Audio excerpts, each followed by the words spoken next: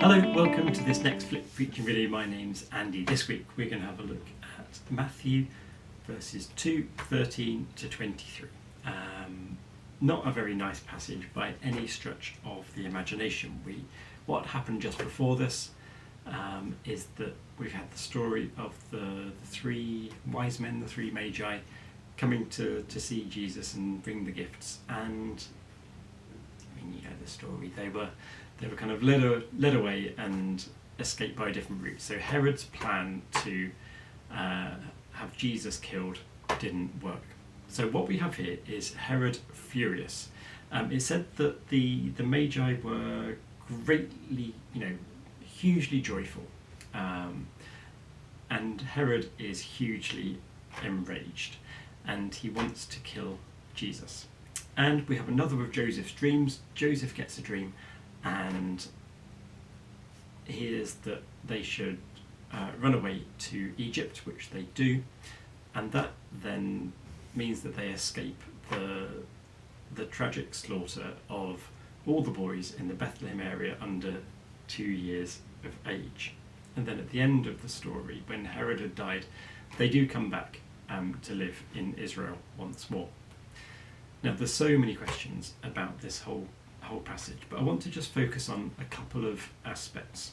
Firstly, the links to the book of Exodus.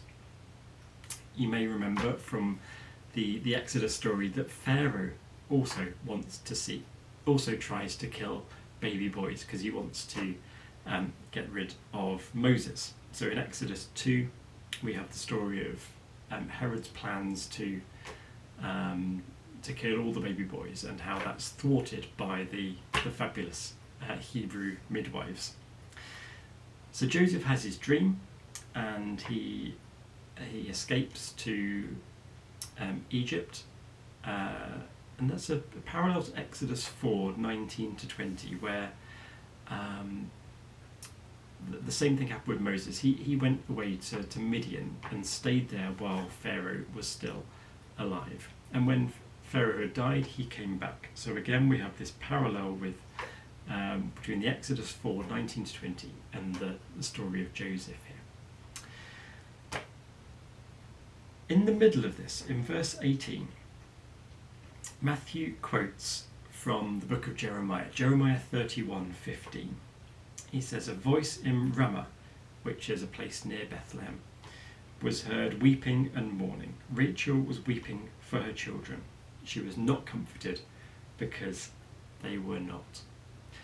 It's a story which expresses the sadness of this whole passage, and God gets that, and God feels, I believe, the pain and loss that all those mothers and fathers and brothers and sisters would have felt in that area at that time.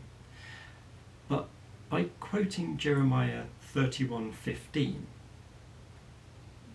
I think Matthew wants us to look at the whole of the chapter, because Jeremiah 31 is overwhelmingly a positive story. It's about God redeeming and restoring the people. It's a beautiful, beautiful poem. Jeremiah 31. Go and have a look. Verse 15 is the only negative thing within it. It's the only gloomy passage within the whole thing. But it's a wonderful story, wonderful poem of God's restoration of all that is broken. So Rachel is actually comforted in the end. It finishes with a mysterious phrase that God will. It's hard to translate, but it's something like a new thing will be seen on earth. A woman will enfold a man. Something like that. A woman will enfold man. It's like almost saying that man's way of doing things, this violent approach, this sort of masculine, macho, I'm threatened by you, I'm going to exert violence, that has no more place. A woman, the mother who nurtures and looks after things, that will be the way of the future.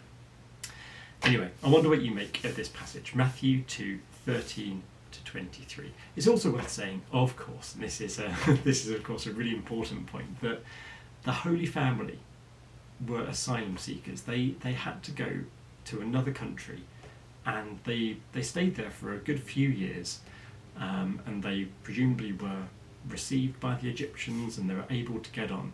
They found the safety that they needed in another land, and they were allowed eventually to return back to their homeland.